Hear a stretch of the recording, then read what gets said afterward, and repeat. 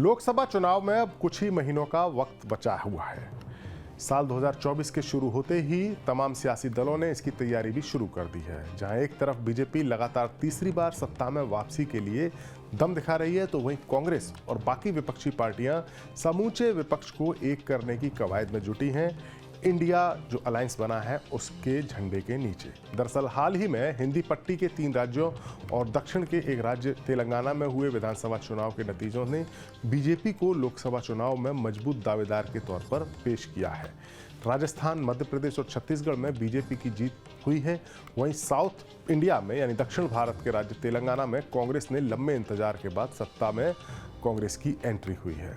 2024 के चुनावी गणित के देखें तो बीजेपी ने लगभग पूरे उत्तर भारत और खासतौर से हिंदी पट्टी के राज्यों पर एक अभेद किला तैयार कर लिया है। यानी पूरा एक बीजेपी का किला एक तरह से सुरक्षित नजर आ रहा है।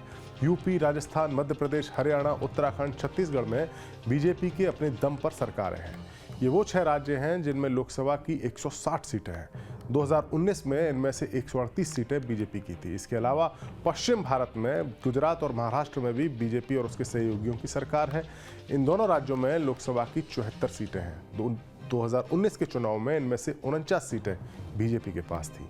मतलब यह है कि उत्तर और पश्चिम भारत के राज्यों की 234 सीटों पर बीजेपी का अच्छा खासा प्रभाव है। साल 2019 में बीजेपी ने इनमें से 187 सीटों पर कब्जा किया था। बात पूर्वी भारत की करें तो यहाँ के 4 बड़े राज्य बिहार, पश्चिम बंगाल, असम और उड़ीसा में इनमें से एक में बीजेपी की अपने दम पर सरकार है और इन 3 राज्यों में बीजेपी प्रमुख विपक्षी पार्टी है। इन चारों राज्यों में लोकसभा की कुल 117 सीटें हैं और साल 2019 में बीजेपी ने इन 117 सीटों में से 52 सीटों पर जीत दर्ज की थी।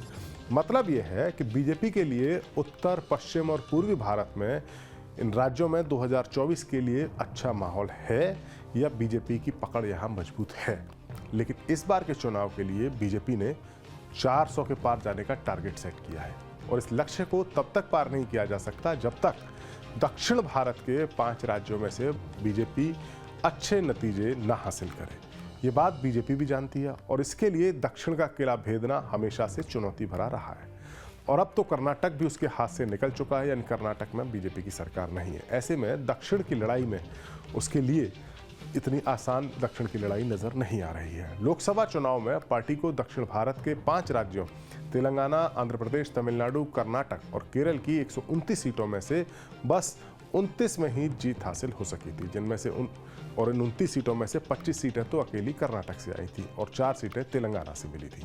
इनके अलावा बाकी बचे 3 राज्य केरल, तमिलनाडु और आंध्र प्रदेश में बीजेपी का खाता भी नहीं खुल सका था। ऐसे में इस बार 400 के टारगेट को पाने के लिए बीजेपी के टॉप लीडरशिप ने एक प्लान बनाया है। जो प्रधानमंत्री हैं उनके मिशन साउथ के तहत 40 से 50 सीटें जीतने पर पार्टी का जोर रहेगा। ऐसा बताया जा रहा है कि आने वाले 2 महीनों में प्रधानमंत्री नरेंद्र मोदी इन दक्षिण भारत के 5 राज्यों में जमकर प्रचार करेंगे और विकास की कई योजनाओं की भी शुरुआत करेंगे। वैसे भी पीएम मोदी की दक्षिण भारत से जुड़े किसी भी त्योहार या उत्सव में शामिल होने की खबरें आती रहती हैं, यानी वो पीछे नहीं रहते हैं इन त्योहारों या उत्सवों में शामिल होने में। चाहे संसद में तमिल संतों की उपस्थिति में सेंगोल की स्थापना करने की बात हो या फिर वाराणसी में तमिल संगमम की में शिरकत करना, पीएम मोदी हमेशा दक्षिण भारत की जनता को ये मैसेज देते हैं कि उनके लिए दक्षिण के राज्य भी उतने ही ज़रूरी और महत्व रखते हैं जितना उत्तर भारत या पश्चिम भारत के राज्य। रविवार को 14 जनवरी को पोंगल के मौके पर पीएम मोदी केंद्रीय राज्य मंत्री एल मुरुगन के आवास पर आयोजित पोंगल के उत्सव में शिरकत करने के लिए भी पहुंचे थे। इस दौरान कार्यक्रम में प्रस्तुति देने वाली बच्ची ने गाना गाया। पीएम मोदी बच्ची के गायन से इतना प्रभावित हुए या उन्हें इतना ये गायन पसंद आया कि उन्होंने बच्ची को मिलने के लिए बुलाया।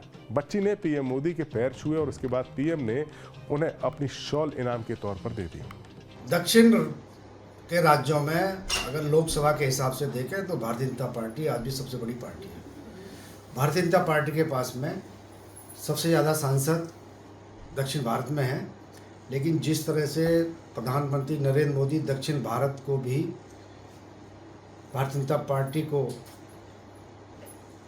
आधार बढ़ाने के लिए काम कर रहे हैं।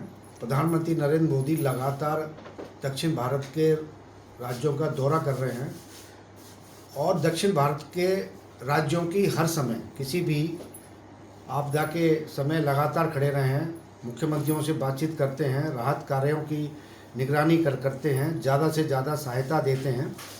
कर्नाटक के बाद में तमिलनाडु पर ज़्यादा ध्यान उन्होंने केंद्रित किया है। तमिलनाडु के कुछ नेता राज्यपाल भी बनाए गए हैं।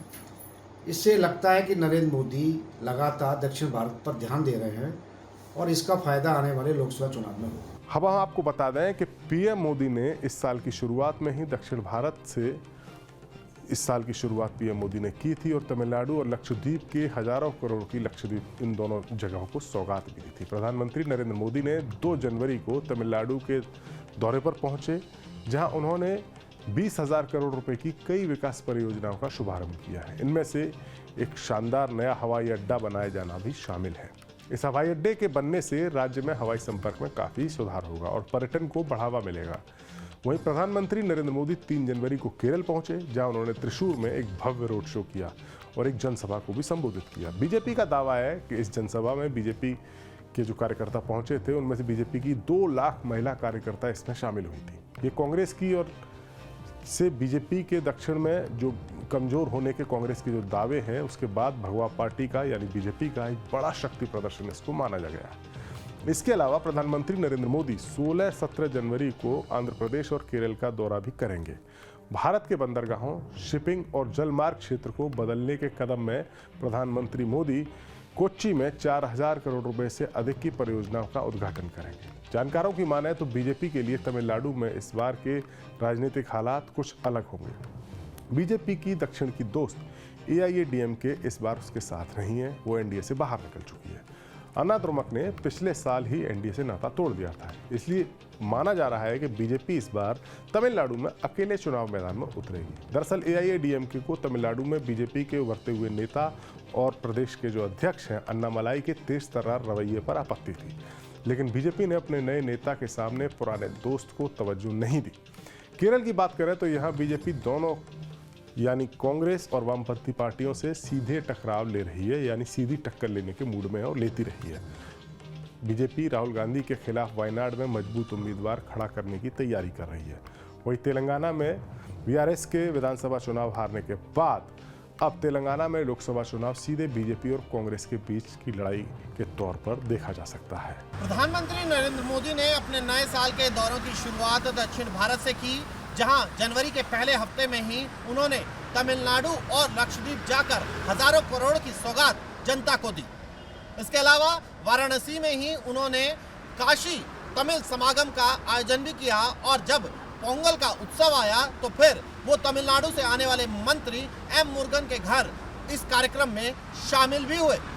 नए संसद भवन में भी सेंगोल की स्थापना प्रधानमंत्री ने की थी, यानी कि मिशन साउथ पर अब कहीं ना कहीं बीजेपी की पकड़ को मजबूत करने की कोशिशें तेजी से जारी हैं। आपको बता दें कि साल 2024 के लोकसभा चुनाव अप्रैल और मई के महीने में हो सकते हैं, क्योंकि वर्तमान लोकसभा का कार्यकाल 16 जून 2024 को समाप्त हो रहा है। इससे पहले ही नई सरकार का गठन होना जरूरी होता है।